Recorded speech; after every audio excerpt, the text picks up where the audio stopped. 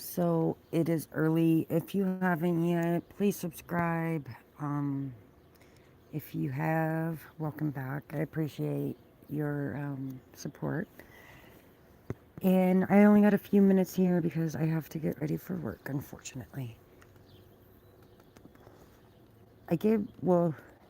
My web came across something, and I really want to read this and share it with y'all because there are people who just don't understand from the outside looking in. And you'll see what I'm meaning once I read this. So, I'm going to say some stuff that I know some people won't agree with. It's probably going to ruffle some feathers, and I may even get deleted. That's okay though. I still got love for you. Autism is not a gift, it's not a superpower. It's just not. Now, hear me out before you think you want to throw hands. Imagine sitting in a room with your child and seemingly out of nowhere they burst into tears and start biting themselves and slamming their head into the ground or throwing everything they can get their hands on.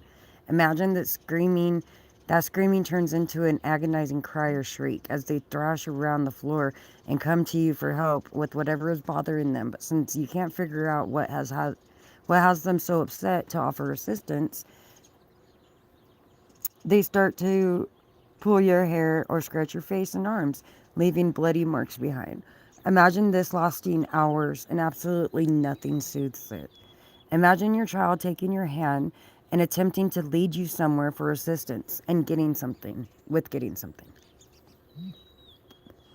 But when you open that cabinet or closet or container or drawer, you can't seem to figure out what they want, despite offering them every single object in said space. Now imagine they turn to the wall and bash their head as hard as they can, leaving bruises and sometimes bloody noses. Imagine being the parent trying to step in to protect them from themselves and having the agony they are dealing with internally turn towards you. Imagine sensory issues making every part of their day a nightmare. Try to put yourself in the shoes of trying to brush the teeth of your children who can't handle the sensation of the toothbrush or the taste of the toothpaste or someone being so close to them in their bubble. Imagine your very strong, very fast, very strong willed 8-year-old son still needing to be buckled in a 5-point harness car seat, despite the fact that he weighs only 40 pounds less than the mother trying to convince him to let her buckle him in. Imagine dressing your children just to have them crying and ripping the clothes right back off immediately because the fabric feels like fire on their skin, then being judged by outsiders because your kid walks around in their underwear or diapers at home. Which, mind you, my kid is always dirty, and we'll get there. Imagine having to change your 9-year-old son's diapers and being kicked in the face repeatedly because he can't handle the sensation of being cleaned up. Bingo. Then having to face the cashier at the gas station or Walmart while they look at you as if you're a battered wife. Imagine spending a majority of your time and money on gas driving to endless amounts of appointments that rarely produce any fruit, filling out enough paperwork to have killed an entire forest, never ending phone calls with doctors, nurses, therapists, pharmacies, insurance companies, and the like. Imagine having to continually spend your resources reiterating all the struggles your child is having or how far behind they are or were on their milestones and development, never once being asked what their strengths are. Imagine being so burnt out by dealing with the professionals in public that you and your child are both ready to fall into a heap and be left alone with zero interest in social interaction after all prior ones left you depleted. Imagine your child's teacher telling you that your child was called a retard, excuse my language, by a fourth grader at recess because he tried to grab their ball, trigger warning, about the R word, okay, sorry, because he tried to grab their ball and play with them. Now imagine having to be the adult and remind yourself that you cannot beat up a fourth grader. Imagine your child's teacher telling you that your son has no concept of danger, escaped the playground at recess, and made it to the bean field behind the school, where there are also railroad tracks. Imagine finding your child at almost 10 years old still putting non edible items in their mouth every day so that nothing they can nothing they do can be unsupervised. Imagine from Play-Doh, sand, paint, soap, sponges, coffee filters, paper, mud, rocks, you name it. Imagine having to fear for your child's physical safety, literally, 24/7, to the point that you can never fully relax enough to fall into a deep sleep. And the sleep you get is broken by night terrors, insomnia, loud rocking, vocal stimming, and the pounding of large children running in circles around their bedroom for hours upon hours. Imagine your entire family feeling completely isolated from the opportunities to make memories that most others get to experience.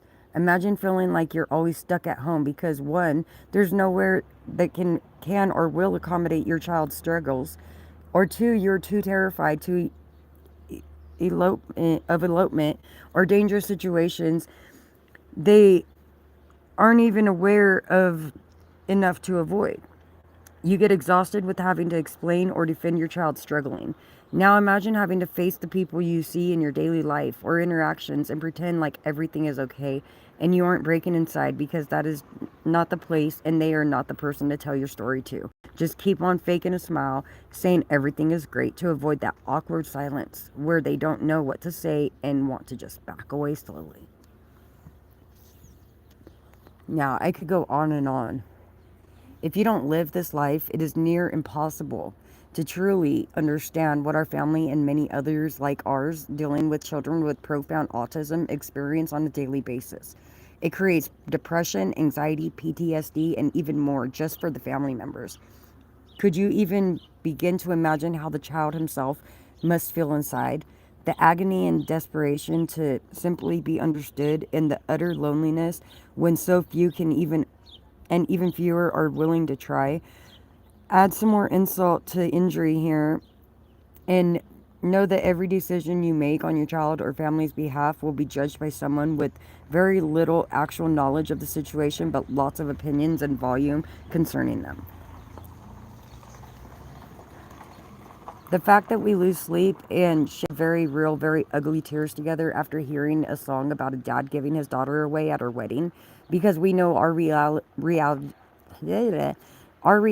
is not, is that is something that we won't experience. Our worry isn't who will pay for the wedding. Our worry is who loves and cares for them when we're old and gone, who protects and provides for them then. There is never going to be an empty nest here. If you truly imagine putting yourself in the situations I described, even for a few seconds, then take it one step further and imagine that those kinds of scenarios are literally what will make up the rest of your child's lives and your lives for the rest of the time you have here on earth.